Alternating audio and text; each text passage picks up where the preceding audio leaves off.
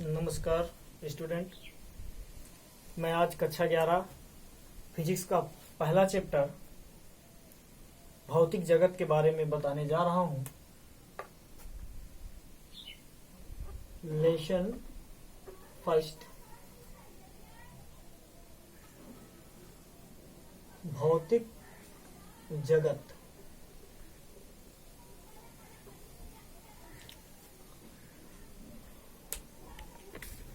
भौतिक जगत में पहला बिंदु पूछता है। भौतिक जगत में आप जानते हैं कि आधुनिक युग के विज्ञान का युग है,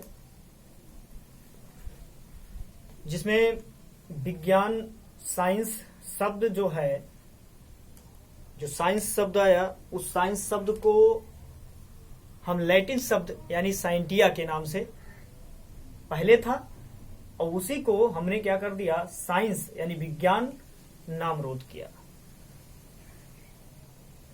साइंटिया यानी साइंस का मतलब क्या होता है? जानना, जिज्ञासा। जब तक आप किसी घटना के बारे में अपने आप को जिज्ञासा अपने अंदर नहीं लाएंगे, जानने की कोशिश नहीं करेंगे, उसके बारे में आप कुछ नहीं जान पाएंगे। सभी व्यक्ति क्या करते हैं? सभी घटनाओं के बारे में अपने अपने को जिज्ञासा करते हैं, जानने की कोशिश करते हैं कि यह घटना क्यों होती है। जैसे बादल का कड़कना, गरजना, बिजली का चमकना, बारिश होना, कोई भी एकाएक प्रकृति में जो घटनाएं घट जाती हैं, उस घटनाओं के बारे में जानकारी करने की विधि को हम ही विज्ञान कहते हैं। जैसे आप एक प्रकार के विज्ञान के बारे में सर जी लोग पूछते हैं तो सर कहते हैं कि सुव्यवस्थित संगठित ज्ञान को ही विज्ञान कहते हैं। ये क्या है? रटने की विधि नहीं, सीधा सीधा आप कहिए। जो प्रकृति और प्राकृत में जो घटनाएं घटित होती हैं, या ब्रह्मांड में जो घटनाएं घटित होती हैं, छोटी से बड़ी तक, उसको जानने की, उसी के जानने की इच्छा को ही हम क्या कहते हैं? विज्ञान कहते हैं। ऐसे भी कह सकते हैं।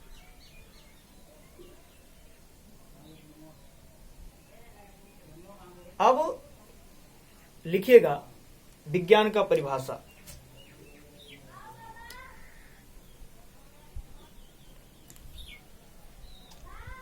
पहला नंबर आता है आपका विज्ञान का परिभाषा। मैंने कहा मानव द्वारा परीक्षण तथा प्रयोग द्वारा प्राप्त ज्ञान को सुव्यवस्थित संगठित को ही विज्ञान कहते हैं। हमने लिख दिया मानव द्वारा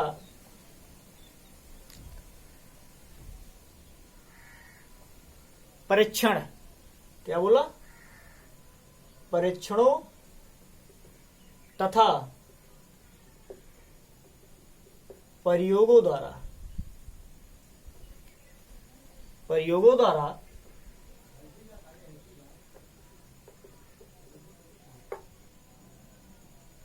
प्राप्त ज्ञान के क्या है? ज्ञान के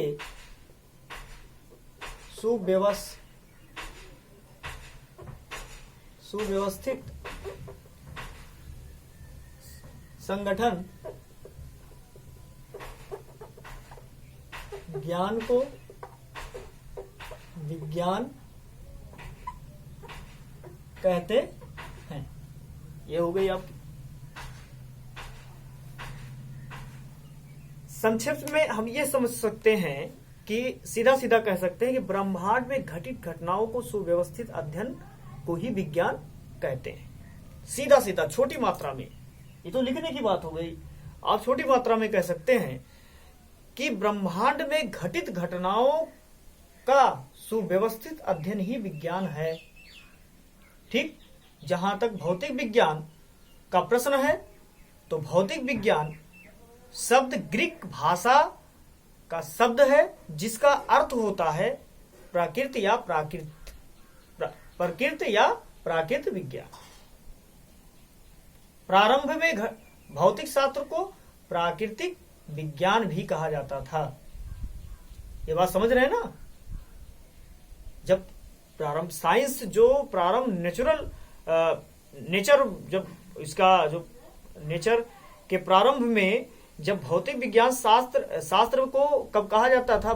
प्राकृतिक विज्ञान भी कहा जाता रहा, नेचुरल साइंस। इसे क्या कहा जाता था? Natural science.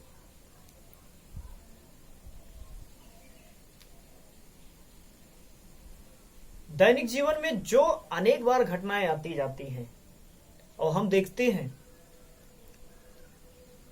इसी घटनाओं के बारे में देखना, सोचना, समझना, सब प्रक्रियाएं क्या है? विज्ञान ही है।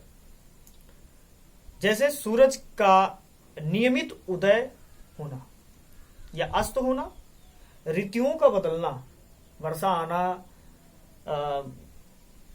ठंडी आना, गर्मी आना, बादलों का बनना, वर्षा, आंधी, कोयला, उष्मा उत्पन्न होना, चंद्रमा की गति, ये सभी प्रक्रियाएं, जो सारी प्रक्रियाएं हमारे इस ब्रह्मांड में क्या होती हैं? घटित होती हैं, या प्रकृति में होने वाली प्रत्येक घटनाओं को विषय में सदैव जिज्ञासा क्या होते हैं? जानने की इच्छा होती है। इसी प्रक्रिया को हम क्या कहते हैं? विज्ञान कहते हैं।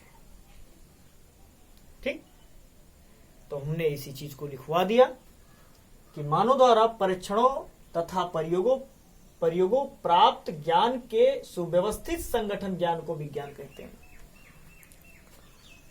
ठीक, अब भौतिक विज्ञान द्रव्यमान तथा ऊर्जा का अध्ययन करते हैं। क्या करते हैं? भौतिक विज्ञान में क्या करते हैं? द्रव्यमान, दो चीजों का अध्ययन किया जाता है। एक द्रव्यमान यानी द्रव्य, और तथा ऊर्जा का अध्ययन करते हैं। साथ ही इनके मध्य होने वाली अन्योन्य क्रियाओं का, यानी जो इनके मध्य क्रिया होती है, घटनाएं होती हैं, उसके बारे में हम अध्ययन करते हैं। ठीक, ये भौतिक विज्ञान के बारे में हमने बताया कि भौतिक विज्ञान द्रव्य तथा ऊर्जा का अध्ययन करते हैं, साथ ही इनके मध्य होने वाली अन्योन्य क्रियाओं का भी अध्ययन करते हैं। इनसे क्या लाभ है, क्या हान है, क्या मुझे प्राप्ति होती, कहां से होती है, इन सारी घटनाओं को हम समझते हैं। तो लिखते हैं भौतिक विज्ञान।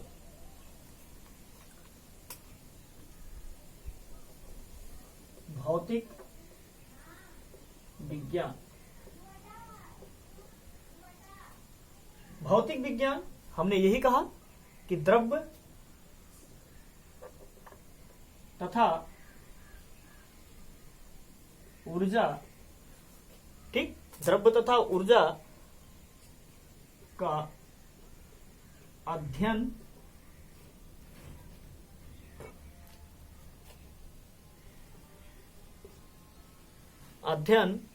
करते हैं। साथ ही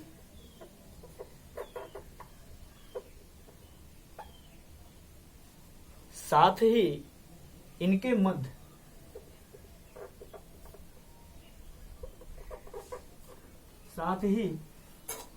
मध्य होने वाली अन्योन्य क्रियाओं, इनके मध्य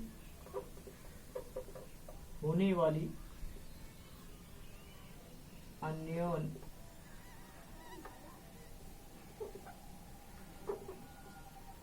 क्रियाओं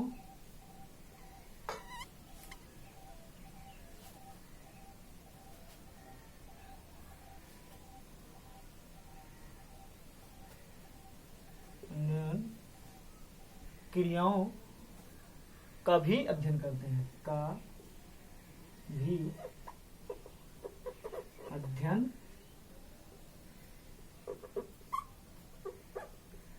करते हैं। ये हो गई आपकी। अब देखते हैं कि द्रव्य में कितने प्रकार के होते हैं, इसको देखना है। तो हम लिखेंगे यहां द्रव्य।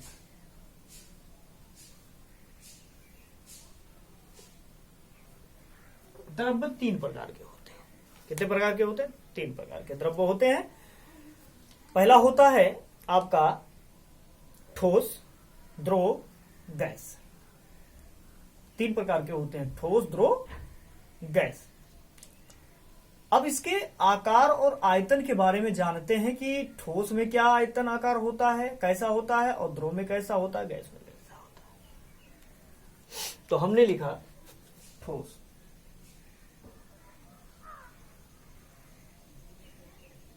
फिर लिखा द्रव और फिर गैस। ठीक, ये तीन अवस्थाएं द्रव्य के होते हैं। तीनों में आप जान लीजिए ठोस में क्या होता है, ठोस का क्या क्या आयतन, इसमें आकार और आयतन दोनों निश्चित होते हैं। ठीक, जैसे कि बर्फ का है स्लिप, उसको अगर आप ईटा रख दीजिए कोई चीज का है, तो उसमें क्या है, उसका आकार भी उतने हो जाता है और उतने आयतन वो दोनों निश्चित हो जाते हैं कि इतना इतना ये मोटा है, इतना चौड़ा है। ठीक, वो दोनों आकार और आकृति क्या होते हैं, ठोस के दोनों निश्चित होते हैं। जितना रहेगा उतने स्थान वो घेरेगा।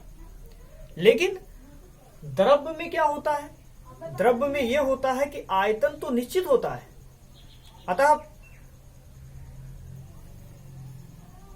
आयतन क्या होता है, निश्चित होता है, और बहते रहने के कारण वो क्या होता है, उसका आकार निश्चित नहीं होता। जैसे किसी बाल्टी में अगर किसी जल को भरा जाए तो उसमें क्या होता है, बाल्टी का आकार ले लेता है, यानी उस बाल्टी का आयतन ले लेता है, लेकिन उसका आकार को हम नहीं कह सकते हैं कि वो निश्चित होता है। जिस पात्र में वो जाएगा, जिस बर्तन में वो जाएगा, उसका आयतन तो कर रख लेगा, लेकिन उसका आकार निश्चित नहीं होता, वो बदलता रहता है। जिस पात्र में वो जाता रहेगा, उस पात्र में उसका आकार उसके जैसा होता रहेगा। अब आते हैं गैस में। गैस में जान लीजिए दोनों नहीं निश्चित होता है, दोनों अनिश्चित होते हैं। कभी गैस को आपने देखा? नहीं देखा। तो देखा नहीं तो आयतन तथा आकार इनके दोनों अनिश्चित होते हैं। तो लिख लेते हैं हम इस सभी को।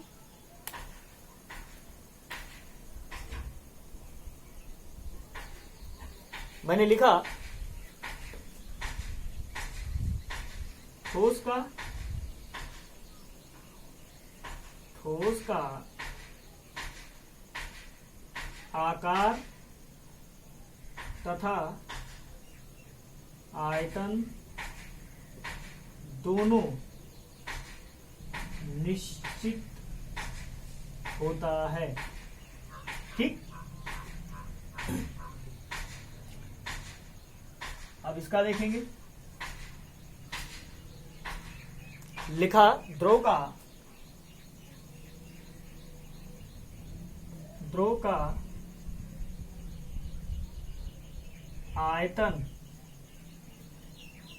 आयतन तो निश्चित होता है, आयतन निश्चित होता है, लेकिन आकार अनिश्चित होता है,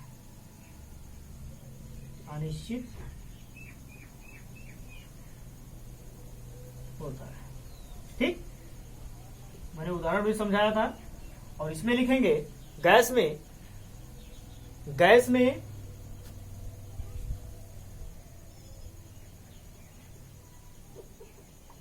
में आकार और आयतन दोनों अनिश्चित होते हैं।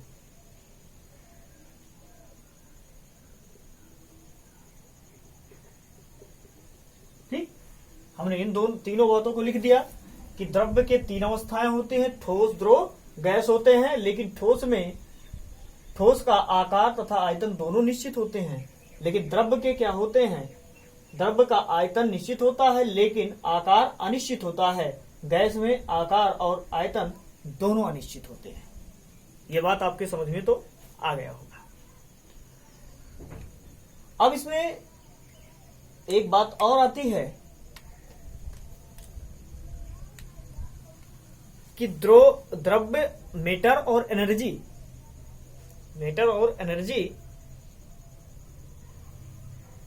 क्या है। लोग कहते हैं कहीं कहीं क्या है कि भौतिक राशि में हमने कह दिया कि इसको ऊर्जा और द्रव्य को क्या करते हैं, परखते हैं, विज्ञान में समझते हैं, अध्ययन करते हैं। लेकिन आइंस्टीन हम ये पहले समझ जाते हैं कि द्रव्य तथा ऊर्जा परस्पर अनिर्भर है, यानी इंडिपेंडेंट है। तो इंडिपेंडेंट का मतलब क्या होता है, एक दूसरे से क्या है, स्वतंत्र है। तो यानी इसका मतलब क्या होता है, मान लीजिए कि जैसे ये समझ जाते हैं लोग कि ऊर्जा अलग है और द्रव्य अलग है। लेकिन आइंस्टीन जी ने नामक वैज्ञानिक, बहुत महान वैज्ञानिक थे ये, इन्होंने खोज करके ये बताया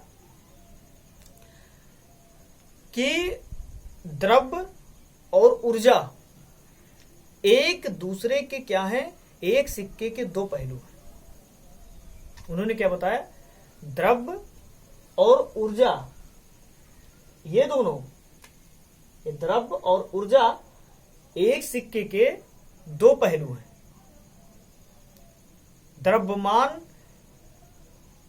में बदला जा सकता है किसको, ऊर्जा को द्रव्यमान में बदला जा सकता है और द्रव्यमान को ऊर्जा में बदला जा सकता है।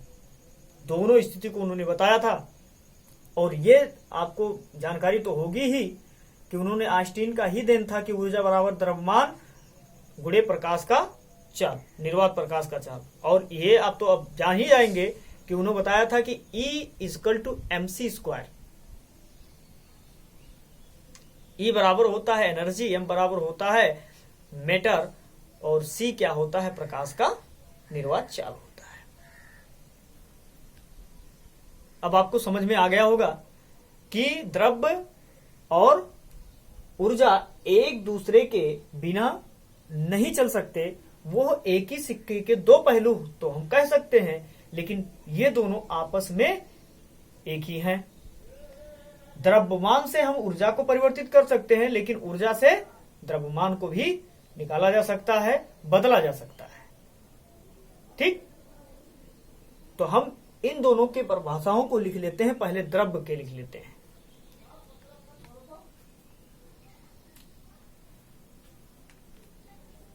ऊपर तो लिख चुके होंगे आप, इसको देखिए।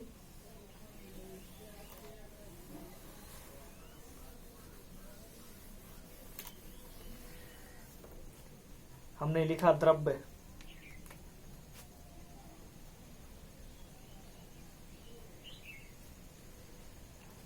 द्रव्य में क्या होता है इसको समझ लेते हैं। द्रव्य प्रत्येक वह वस्तु है जिसमें द्रव्यमान होता है और जो कुछ स्थान घेरता हो। द्रव्यमान का मतलब, जैसे मैं, द्रव्यमान का मतलब क्या है, मैं, मेरे अंदर जो क्या होता है कि ये कुछ ना कुछ हमारे अंदर द्रव्यमान है, तभी मेरा वेट क्या होता है, मालूम होता है कि मैं 50 केजी का हूँ, 60 केजी का हूँ।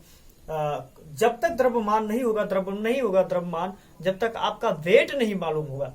ठीक, जैसे हम पृथ्वी पे रहते हैं तो गुरुत्वाकर्षण के कारण हमें क्या होता है, इसके भार को, यानी द्रव्यमान को सदैव केजी में तोला जाता है, इसमें केजी में।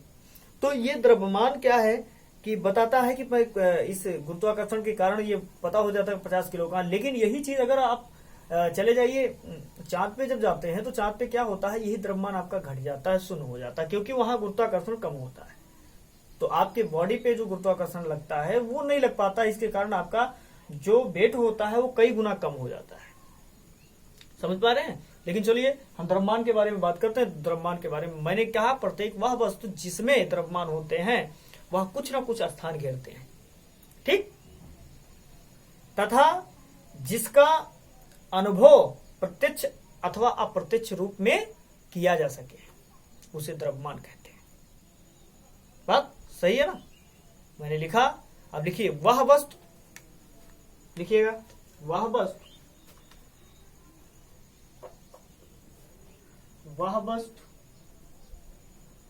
जो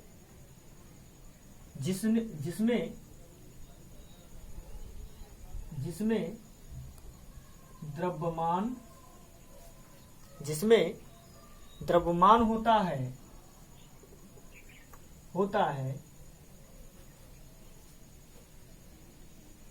जो कुछ लिखा, मैंने जो चीज बोला वही बोल रहा हूं, लिख रहा हूं, जो कुछ स्थान घेरती है, स्थान घेरती हो, ठीक, तथा जिसका अनुभव, मैंने लिखा प्रत्यक्ष अथवा अप्रत्यक्ष रूप में किया जाए, रूप में प्रत्यक्ष या अप्रत्यक्ष रूप में अनुभव किया जाए, अनुभव किया जाए, उसे द्रव्य कहते हैं। ठीक, ये हो गया द्रव्य की बात। जैसे हम इसको उदाहरण भी लिख सकते हैं। उदाहरण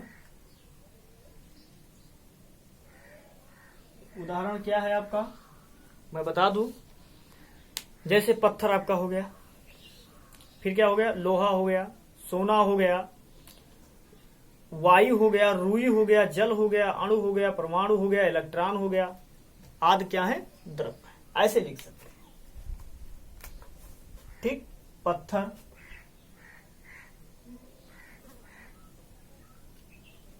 जल, रुई, वायु, ठीक, लोहा, सोना,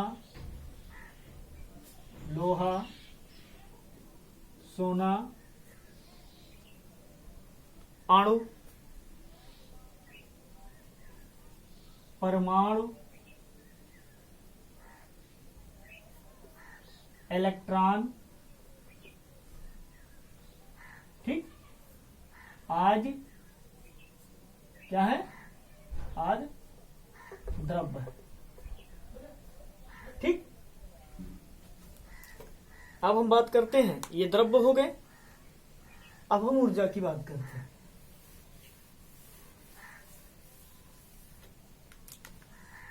ऊर्जा,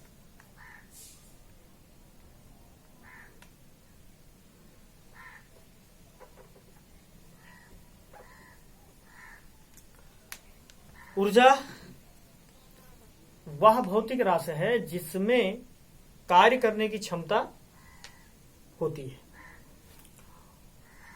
उष्मा, प्रकाश, ध्वनि, द्रव्य की गतिज ऊर्जा क्या है, वैद्युत ऊर्जा, चुंबकीय ऊर्जा, नाभिकीय ऊर्जा इत्यादि क्या है, ऊर्जा के रूप है। हमने क्या कहा, ऊर्जा वह भौतिक राशि है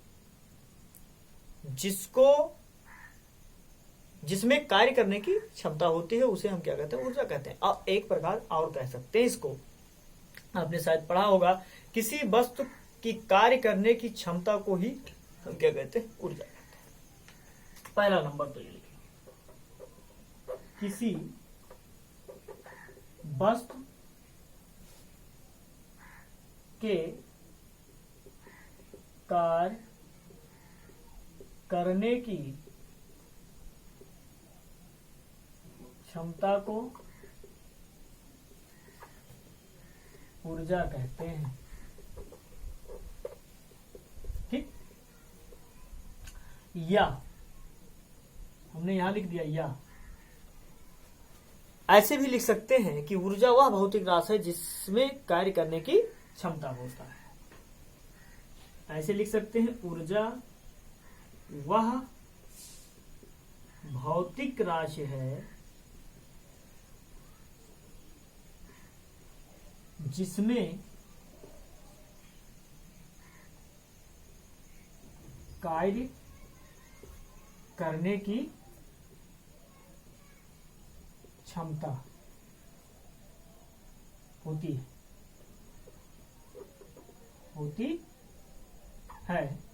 उसे ऊर्जा कहते हैं। ठीक, ये बात दोनों प्रकार के आप कह सकते हैं। मैंने इस ऊर्जा के बारे में बताया था कि ऊर्जा का उदाहरण क्या हो सकता है।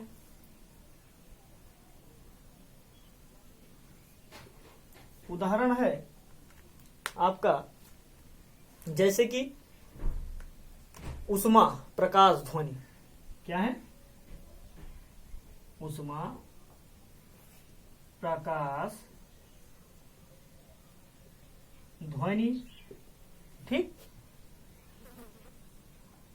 द्रव्य की गतिज ऊर्जा, द्रव्य की गतिज ऊर्जा, वैद्युत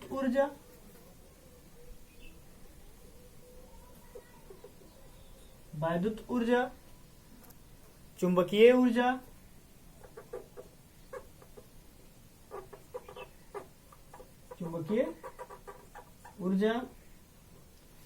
फिर क्या है? नाभिकीय ऊर्जा,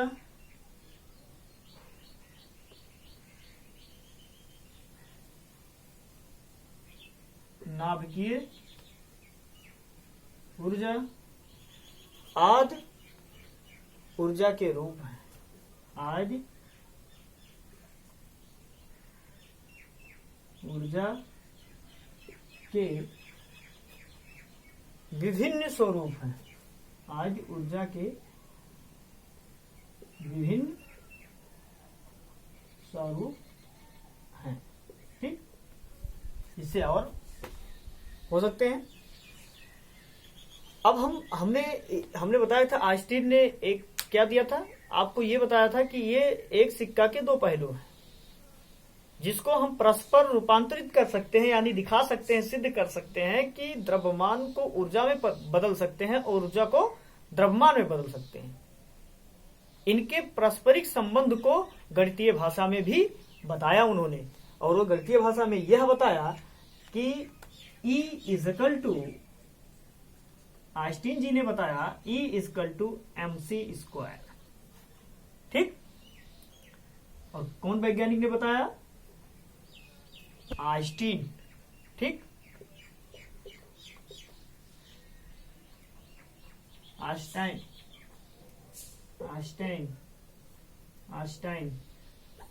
किसने बताया? आइंस्टाइन ने बताया कि E इजकल टू mc²। जहां अब यहां इसको ऐसे भी हिंदी में लिख सकते हैं आप, ऊर्जा बराबर द्रव्यमान गुणे प्रकाश, निर्वात प्रकाश की चाल। निर्वात में प्रकाश की चाल का होल स्क्वायर। क्या होता है? का होल स्क्वायर। बात समझ गए ना? अतः ये बता दिया इन्होंने कि ये एक दूसरे के एक ही सिक्का है, लेकिन इनको ये दो पहलू तो दिखाई देते हैं, लेकिन एक सिक्के के ये दो पहलू हो सकते हैं, लेकिन ये दोनों आपस में एक दूसरे के बदले जा सकते हैं। भौतिक विज्ञान की निम्नतम परिभाषाएं निम्न प्रकार की होती हैं, ये भी आप जानते हैं। तो उसको, जैसे मैंने ये भौतिक विज्ञान की ऊर्जा के बारे में बताया, तो इसको ऐसे भी कह सकते हैं, भौतिक विज्ञान की वह शाखा है जिसमें ऊर्जा, द्रव्यमान, उनकी अन्योन्य क्रियाओं तथा रूपांतरण का अध्ययन किया जा सके, उसे हम क्या कहते हैं? भौतिक विज्ञान कहते हैं। ऐसे भी कह सकते हैं आप सीधा सीधा, भौतिक विज्ञान की वह शाखा है जिसमें ऊर्जा, इसके अनुसार मैं बता रहा हूं, जिसकी ऊर्जा, द्रव्यमान, उनकी अन्योन्य यानी जो कुछ घटनाएं हैं, क्रिया तथा रूपांतरण यानी सिद्ध करके और उसको पढ़ जानकारी करके किया जा सके, उसे हम क्या कहते हैं? विज्ञान कहते हैं, यानी भौतिक विज्ञान कहते हैं। ठीक, ऐसे भी कह सकते हैं भौतिक विज्ञान कहते हैं। विज्ञान और भौतिक विज्ञान में अलग हो गया। ये भौतिक विज्ञान के बारे में है। भौतिक विज्ञान वह विज्ञान की शाखा है, ऐसे भी कह सकते हैं, जिसमें ऊर्जा, द्रव्यमान, उनकी अन्योन्य क्रियाओं के बारे में रूपांतरण किया जाए, यानी सिद्ध किया जाए और उसको पढ़ा भी जा सके, यानी अध्ययन किया जा सके, उसे हम भौतिक विज्ञान कहते हैं। ऐसे भी आप कह सकते हैं। तो जहां तक उम्मीद है कि ये बातें आपको समझ में आया होगा। नोट्स बना लीजिएगा और ग्रुप में भेजते रहिएगा नोट्स, हम उसको देखेंगे। जो कुछ आपकी समझ में नहीं आएगा आप ग्रुप में कमेंट करिएगा, लिख के भेजिएगा, मैं उसको दोबारा समझाने की कोशिश करूंगा। धन्यवाद।